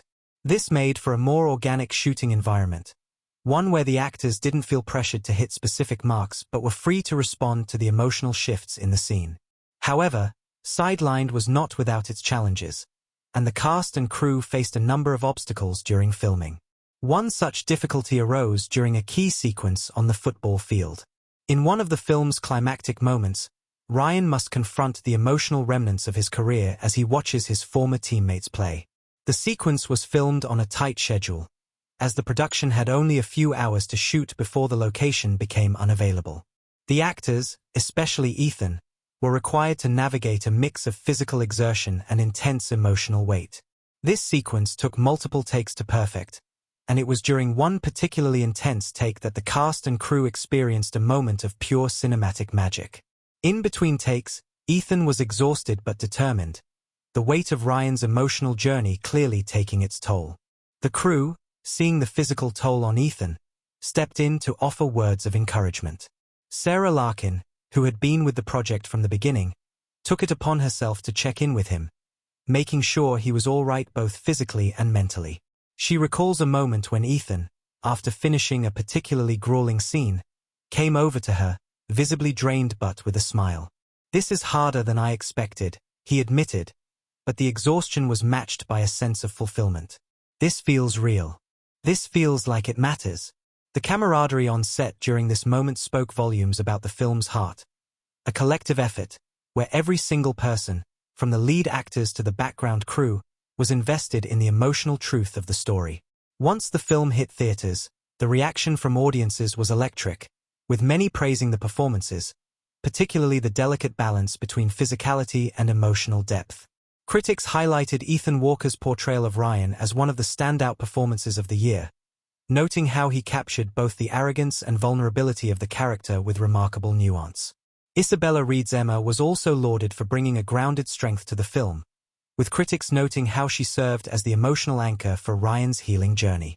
The film's exploration of the fragility of identity, the complex relationships that define our lives, and the deep scars left by fame resonated with audiences in unexpected ways. The raw portrayal of Ryan's journey, as he learns to rebuild his life after the injury, spoke to a wide range of people, athletes and non-athletes alike. One audience member shared on social media, "This movie made me realize that we all have something we need to heal from, whether we're in the public eye or not." Ryan's journey is everyone's journey. The film's reception over time only grew in depth. What initially began as a quietly successful release. As the film continued to find new audiences, its influence spread in unexpected directions. Filmmakers began to look at Sidelined as a template for how to blend genre conventions with more intimate, character-driven storytelling. This shift was particularly important in a time when superhero films and big-budget blockbusters were dominating box offices.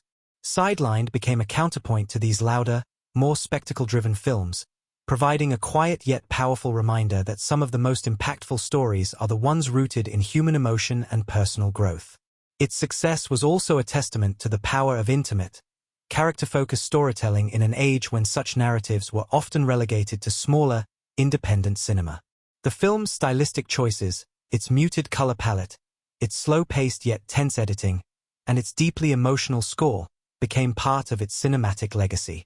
The intimate camera work and sparse dialogue were heralded by filmmakers as a masterclass in how to build emotional weight through visual and sound design, rather than relying on exposition. Sidelined demonstrated that even the quietest moments on screen could carry immense weight, a lesson that would inspire directors in the years that followed to explore more delicate, nuanced emotional landscapes. In fact, Sidelined's minimalist approach to storytelling found itself influencing films in a variety of genres, from independent drama to psychological thrillers. The impact of Sidelined also extended into pop culture. Its themes of personal reinvention, the fragility of identity, and the difficulty of accepting change became a touchstone in discussions about mental health, particularly within the sports world. As public conversations around mental health became more prominent, particularly with the growing awareness of the emotional challenges faced by athletes, Sidelined provided a unique lens through which to explore these issues. The film's portrayal of Ryan's struggle wasn't just about physical recovery. It was about the internal battle to rebuild a life when one's identity has been so completely tied to external achievement.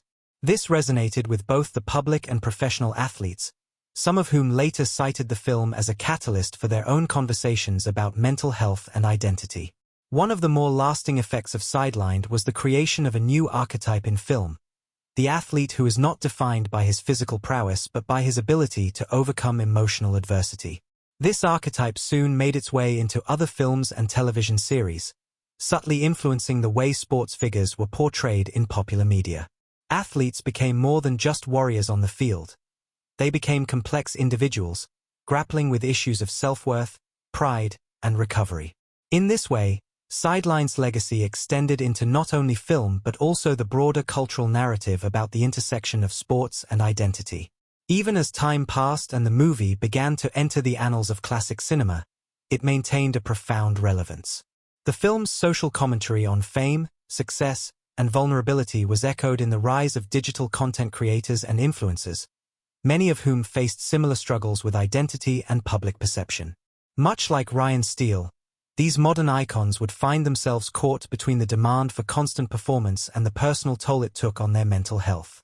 Sidelined became a metaphor for the way society grapples with its heroes, both on and off the field. Despite its initial modest box office, Sidelined is now regarded as a cornerstone of contemporary sports cinema. It remains an essential study in both film schools and sports management courses, with professors pointing to the film as a crucial example of how narratives about athletes can transcend their genre and become deeply human stories. Sidelined also became a favorite in retrospectives on the evolving portrayal of masculinity in film, offering a nuanced perspective on the pressures men face to perform, both in their professional lives and in their personal relationships. Perhaps most significant is the way the film continues to resonate with audiences years after its release. It is often cited in conversations about transformative cinema, the kind of storytelling that stays with you, not because of its spectacle or action but because it touches on universal truths. In every conversation, in every rewatch, the film uncovers something new. It reminds us that, at our core, we are all a collection of our successes and failures, and that there is power in the vulnerability of asking for help. Sidelined, the QB and Me didn't just change the way we see sports films. It changed the way we see the people behind the players. Its legacy is not only in the story it told, but in the way it elevated the human condition into the very heart of cinema. Sidelined, the QB and Me is, at its core, a story of rebirth, resilience, and the quiet but powerful strength that lies in vulnerability. On the surface, it might appear to be a typical sports drama about an athlete's comeback from injury, but as it unfolds, it reveals itself to be far more profound. The movie touches on universal themes of identity, loss, and self-discovery, while also confronting the deeper emotional realities that athletes often face but rarely discuss.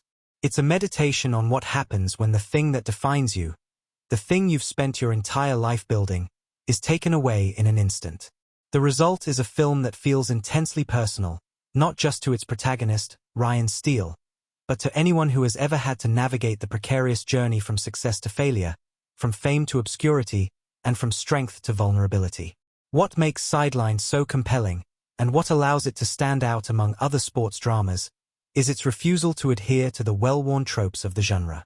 Unlike many films that rely on physical triumphs and external victories to mark the protagonist's journey, Sidelined takes a much quieter, more introspective approach. It is less concerned with Ryan's recovery on the football field than it is with his recovery as a person, exploring what happens when everything he once thought of as his identity is stripped away. In this way, the film is as much a study of human fragility as it is of athletic prowess. It challenges the notion that athletes are invincible heroes, and instead, it humanizes them, showing that even the strongest among us have to face the crushing weight of doubt, fear, and isolation. The movie's visual style, grounded, intimate, and often understated, complements its thematic depth. The careful use of lighting, camera work, and framing allows the audience to feel as though they are living alongside Ryan in his moments of despair and triumph. There is nothing flashy about Sideline's aesthetic. It's simple, almost raw in its presentation. The film doesn't rely on sweeping shots or grandiose set pieces. Instead, the camera lingers on the characters' faces, capturing every moment of hesitation, every ounce of grief, and every flicker of hope. This restraint becomes a key part of the film's emotional impact, allowing the relationship is explored in a way that feels both painful and redemptive, and Brooks brings a raw honesty to the character, making her an essential part of the emotional fabric of the film. But what truly sets Sidelined apart is how it transcends the boundaries of the sports genre. It's a film about what it means to lose everything and then to rebuild yourself from the ground up, not just physically, but emotionally and psychologically. Ryan's journey is not just about overcoming a knee injury, it's about grappling with the loss of an identity he held so tightly to for so long. It's about questioning who you are when you no longer fit into the mold you've spent years constructing.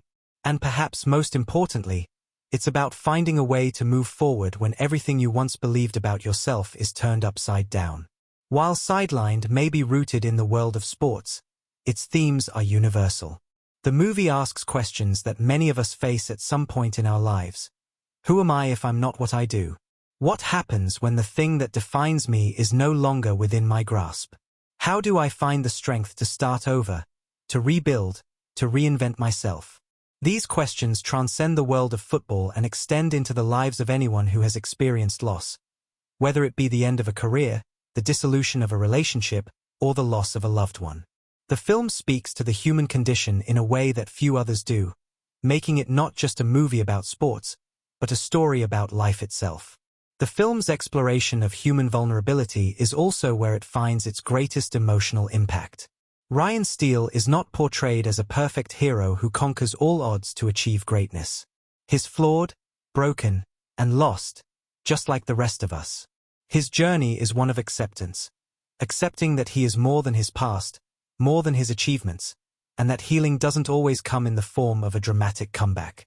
Instead, healing comes through introspection, through the willingness to confront one's own demons, and through the kindness and understanding of others.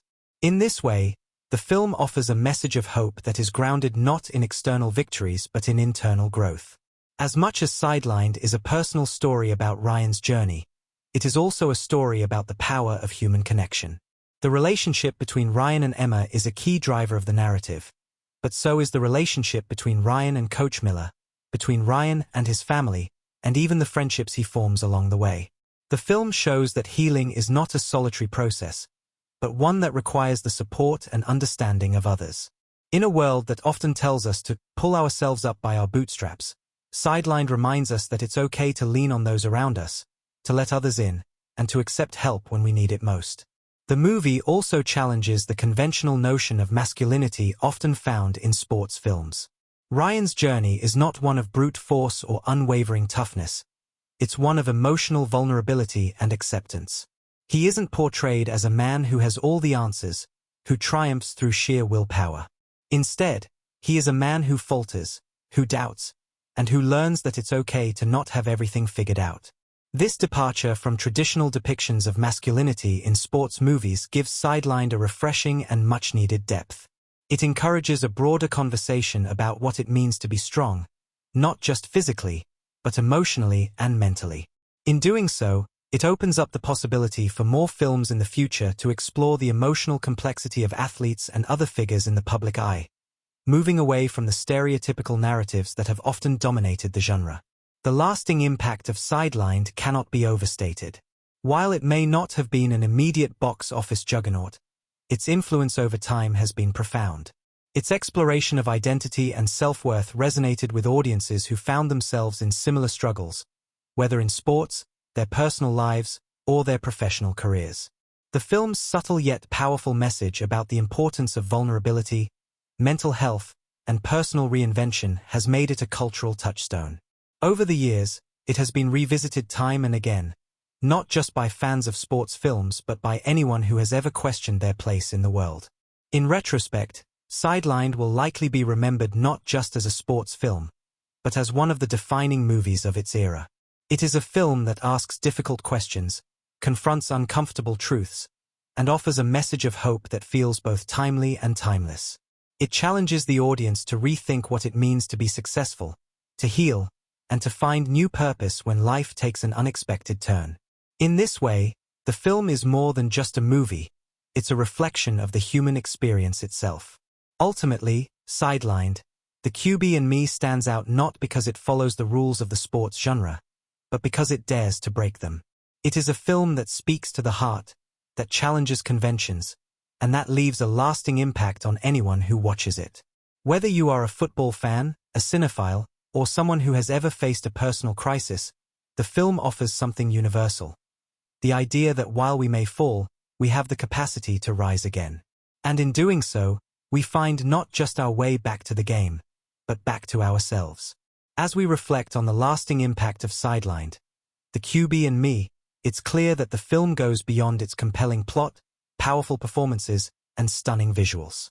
It stands as a testament to the power of cinema to tell stories that resonate with our deepest emotions, that encourage us to reflect on our own lives, and that challenge the very idea of what it means to overcome adversity. It reminds us that the journey to heal, to grow, and to reinvent ourselves is often a quiet one, but it's also the most profound journey we can take. If Sidelined left you questioning, reflecting, or even inspired to push through your own challenges, imagine what more lies ahead in the world of film and storytelling. There's always something new to discover, a hidden layer to unpack, or a story that might just change the way you see the world. So, if you enjoyed this deep dive into Sidelined and found its themes and insights as captivating as I did, be sure to hit that like button. Share your thoughts in the comments. What moments resonated with you? What films have made you reflect on your own journey? And, of course, don't forget to subscribe for more content that dives into the heart of the movies, the stories, and the moments that move us. The world of cinema is full of treasures waiting to be explored, and I can't wait to continue this journey with you. Stay tuned for more content, where we'll dive into even more films that push boundaries, challenge conventions, and leave a lasting mark on our hearts. Thanks for watching, and as always, keep exploring the stories that shape us, inspire us, and keep us coming back for more.